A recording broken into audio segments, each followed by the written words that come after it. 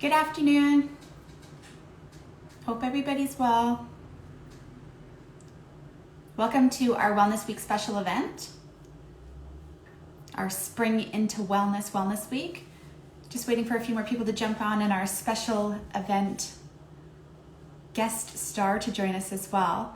We are super excited to have our friends join us. And here we go.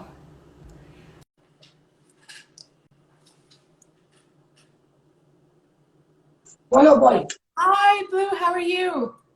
I'm good. How are you? I'm good. Thank you very much. I was just about to introduce myself, so I'll go ahead and let everybody know that my name is Melissa Sousa, and I am the Senior Wellness Coordinator in the Athletics and Recreation Department. And I have with me today Elder and Knowledge Keeper Blu Waters from our First Peoples Department at Seneca. Do you want to do a little intro of yourself as well, Blu? Sure. So my name is Laureen Blu Waters, but people just simply call me Blue. And I am the elder on campus for Seneca College at Newnham location for the Odeto, which is the Indigenous space for Indigenous students in Building E. So Yes. I'm happy to be here to share a little bit with you today, and thank you for inviting me. Oh, we're so very excited. We're going to have you doing a spring equinox full moon teaching today. And I know that that's probably new for a lot of our students. Do you want to give us a little brief overview before you get right into it for us? Yeah, so for in Indigenous ways of understanding and knowing, we have we never had the Gregorian calendar, what we now work with today. We went by our teachings, which are taken from the back of a turtle. And on that back of the turtle, there is 13 large plates, which also relate to there's 13 moons that happen in a year. So 13 times the moon becomes full. And also, if you look at that turtle around the outside of the shell, there's 28 smaller little platelets. And those were what we considered one cycle. 28 days for us is one cycle, not 30 or 31 like the Gregorian calendar.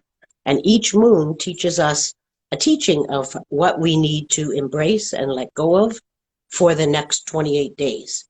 And so that's what I'll be sharing with you today, the teaching behind the full moon that we just experienced about a week and a half ago. And I'll let you know about what we need to know about that. Oh, thank you, Blue. I'm so excited. I'm sure you can tell I'm so into this, and I love that this is new for a lot of our students. It's so interesting, and I love the history of it. So we'll let you get started with your teaching, please. Thank you for joining us today. Thank you. So as I say, you know, in an Indigenous understanding, we have 28 days within one full cycle. And this month, when that 28th day came about, it brought the full moon. And the full moon that just happened for the month of April was known as the maple sap moon, or the sugar moon. Sugar And moon. the sugar moon teaches us about, you know, we've just come out of those last 3 months of a hard winter. So kind of relating to like a bitterness. The cold was bitter. We didn't get to go outside as much as we normally would do. Hopefully we did get outside because it's still good to go out even though it's Yes, cold. absolutely. But it talked about a time when, you know, the earth had gone to sleep. Our mother, the earth, went to sleep because that blanket of snow came. Mm-hmm. And it was time for us to do work internally, to work on our wellness. So our emotions, our physical, our intellectual, and our spiritual. And so we were supposed to be doing that over the last 3 months till this moon that just came. And when this new moon came, this full moon, it told us, okay, now it's time to really work on our physical and our intellectual and our spiritual right now, because we've been dealing with all four of them. But now let's focus on each of them individually, because the buds are starting to come on the trees. So new life is coming.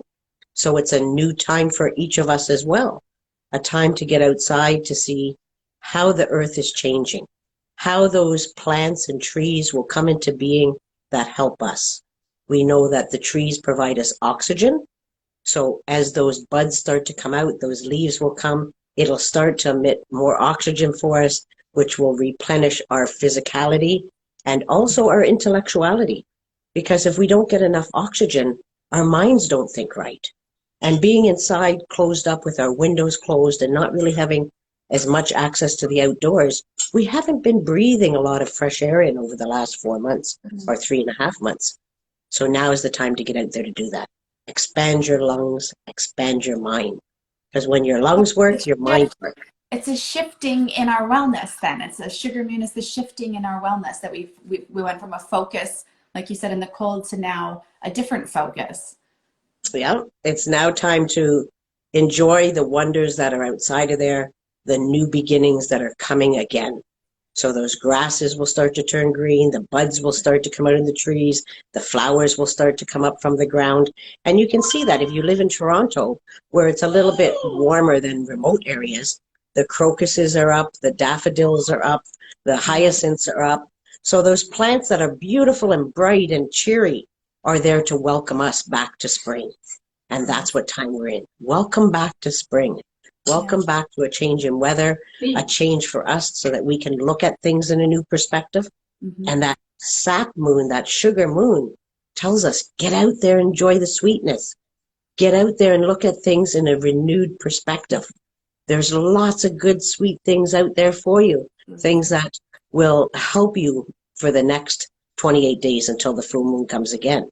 And if you would have been paying attention to the news or Google, because I'm sure all of you use Google, it's talking about the next full moon that's coming towards the end of this month, which will be a pink moon, which will be a beautiful, bright pink moon that will appear in the sky, known also as a supermoon. And when that full moon comes, it has a teaching as well. But I don't want to give away that teaching yet for you, because I want to ask you that. So yeah, so is that how it should be? Is that the focus then for this until that supermoon comes, then that our focus should be on those two teachings for this cycle, then this moon cycle. We really should focus on, not necessarily look towards what's coming up, but focus on what exactly now. Okay. Yeah, because if I give away to you the meaning and the purpose of the next moon, you're going to be looking forward to that and not focusing on now. I totally and so especially in this time, it's so important for us during this COVID times that we get outside and enjoy the fresh air. Even though we have, mechanisms in place such as lockdown, our do not travel issues that have been given to us, stay at home orders, that doesn't mean we can't go outside and enjoy the outdoors, that we can't be physically active, which stimulates all of our senses. Right? So if we're physically active, we're not focusing on emotional issues that we may be going through, missing our family, having those feelings of being separated or isolated. That activity will help counteract some of that loneliness and unsurety. And it also, like I say, when you exercise and you breathe in those fresh oxygens, it feeds your intellectual, so your minds. So it helps your mind to work better. And then, of course, seeing all the beauty that's out there would remind you of your belief system, your spirituality, and however that looks, because we know we come from many places and we have different understandings. But that understanding that there's something bigger than us and that something makes those things happen, something creates that beauty for us to enjoy. So if we take the time to enjoy the outdoors, it addresses all those 4 ways of being that our body consists of: emotion, physical, spiritual, and intellectual. And we can create that wellness for ourselves because we need it. We need it, right? We're going to be in this lockdown for a little bit longer. We need to have something to look forward to, and knowing that it's not unsafe to go outside and be separated by a distance from people to still enjoy the outdoors, right? And if you do go out with...